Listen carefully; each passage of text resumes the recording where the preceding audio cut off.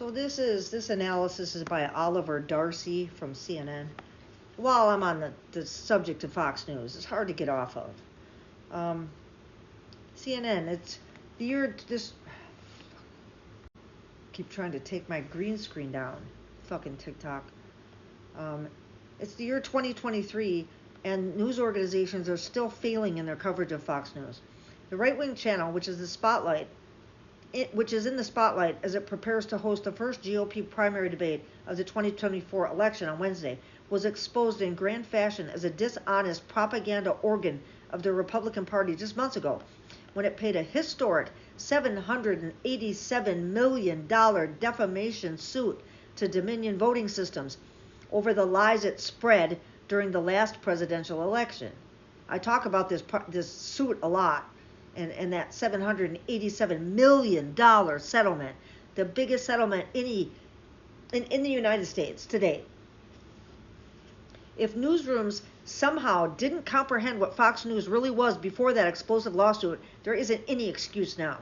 The lawsuit humiliated the channel and shredded what was left of its credibility, putting on display in thousands of pages of court documents the unethical behavior of its top executives and hosts behind the scenes. Yeah, that's all the internal text came out. The dishonorable conduct spelled out in black and white in the cache of legal filings would get most journalists fired at actual news organizations and constitute scandals that would permanently run them out of the news business, maybe even other industries as well. And yet, just months later, Fox News is trying to move on as if the shameful behavior brought to light by the Dominion case simply evaporated from history the moment it opened its checkbook. In fact, while Rupert and Lachlan Murdoch did pay a record sum of money to make Dominion case vanish, they kept in place the channel's top executives, Suzanne Scott and Jay Wallace, and perhaps more importantly, they have expressed zero regrets for the dishonest Fox News programming that threw them into legal hot water. But Fox News attempting to move past the embarrassing saga is not surprising.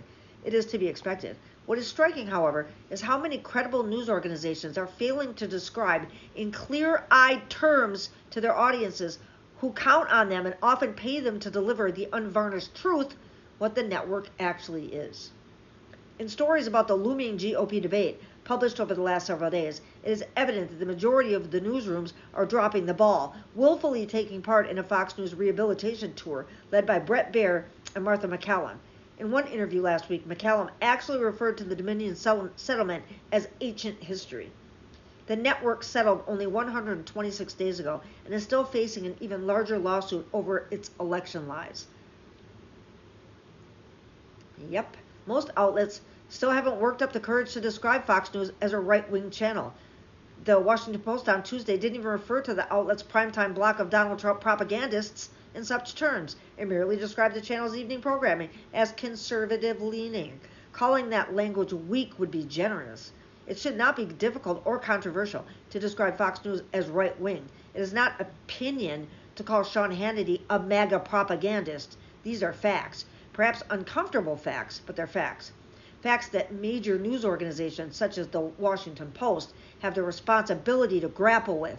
Instead, they inexplicably punt the football. Either most of the country's leading outlets lack the understanding of Fox News to spell out the ugly truth to their audiences, or they lack the spine. Neither possibility is particularly comforting, given how corrosive the poison the channel has endlessly pumped into the public discourse has been for the country, destroying our sense of shared reality and allowing anti-democratic forces to gain power. The reality is that news organizations are misleading their audiences by omission when they mince words and avoid the elephant in the room. Doing so offers audience a warped and incomplete view of the information environment. In the context of the first GOP debate, it's important to point out that the Republican Party ran to the friendliest media outlet to host the first two debates. It is part of the story that the first GOP debates are taking place in the GOP's safe space. It seems that a number of influential news professionals prefer to be stuck in a time vortex from a decade ago, in which it was easy to go along with the narrative that Fox News had a respected news division that was firewalled off from a merely conservative-leaning primetime lineup. But we live in a very different time. the channel has evolved in disturbing ways, having morphed from a traditionally conservative news network into a MAGA propaganda monster. And if years of watching the network shamelessly serve as the Trump White House's mouthpiece wasn't long enough, the Dominion revelations surely should have nailed the coffin right shut. At this point, failing to point out this unsightly reality might just say more about those media outlets than about Fox News itself.